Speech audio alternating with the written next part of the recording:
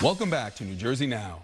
I'm Mark Bonamo. There are so many issues families and individuals are facing: food insecurity, childcare, housing, mental health support, and much more. Despite the number of support services available, New Jersey residents may not be aware of them or even how to reach out. A statewide campaign is looking to resolve that. Joining me now for more is Melissa Acree, who is the CEO of NJ211. First of all, for people who are not aware, what is NJ211? NJ211 is a nonprofit organization.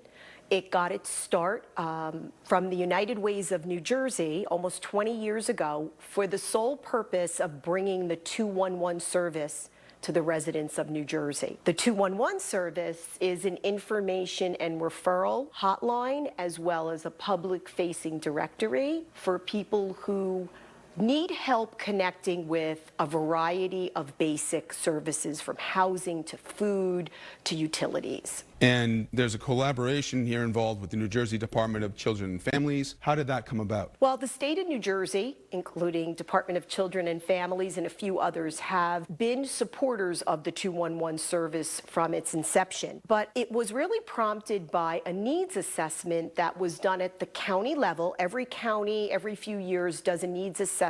The Human Service Department conducts it. Community members fill it out. And basically, for years and years, the number one conclusion or need comes up: people don't know where to go for help. So when the DCF reviewed this again, they contacted us and wanted to know more about our work. And when we talked about it, they realized that there is something that exists. It just needed more. And so one of the first things they did was to invest in our website, and we redesigned it. It's easier to use. You can search for help. It's very intuitive now, more modernized. But then they also said, now that that's done, we need to promote 211 and build greater awareness. Right. And what do you see as some of the major issues in terms of people having knowledge and access to these services? I think one issue is that people find it hard to ask for help. Often we have people who call us, they delay calling us, and when they do call us, it's a dire situation. My electric just got cut off. I got my eviction notice. So I think that people struggle to ask for help. The other issue would be that I just don't think enough people know about 211. And to help people know, what's going to be involved in the marketing campaign? Well, it's a full-blown marketing campaign that started in March, and it'll go through June of 2025. It really involves making sure that that three-digit number, 211, is front and center in a lot of different types of media. There'll be bus stations that have ads. There'll be the train stations. There'll be social media, radio, Spotify, Pandora, a whole host of very simple messaging about calling 211 for really the consumers who need us. But the other part of the campaign is about a lot of professionals who work with people, like nurses and doctors, social workers, guidance counselors, that they know they can use our service or search our public-facing directory and help their clients very easily. What are the services that are available to New Jersey residents? Well, the service, first of all, is the fact that they have a place that they can contact, and then the services are a wide gamut. So they go from government programs that you have to apply for, and they may be ongoing benefit you get. They may be one-time help from a nonprofit in your local community. It could be faith-based organizations that have multiple programs, from housing, food, utility assistance, legal assistance, transportation, child care. Whenever you think of what are the basic needs, that's the types of programs that we will connect people to. So what can people expect when they call the 211 number? First and foremost, they'll expect to talk to somebody who cares, someone who's been trained to really listen. Expect that they're going to ask you questions.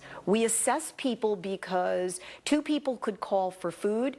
One person's working, one person has 5 children, one person is a senior, right? So we need to ask questions to better understand the need and the person. And then what we'll do is we'll search our directory, we'll find resources. We'll not only tell them, for example, the name of the organization, but a little bit about, hey, you have to fill an application out. Their hours are this. The website is here. It looks like they do help with this. So we'll talk to them about the referral. So look, there's so many issues people are dealing with right now. You've got food insecurity, the need for mental health support. How can this campaign you're working on really assist people at this critical time in their lives? I think first and foremost that it provides hope, someone that they can actually talk to. Again, remember what I said, making that first step to reach out is hard.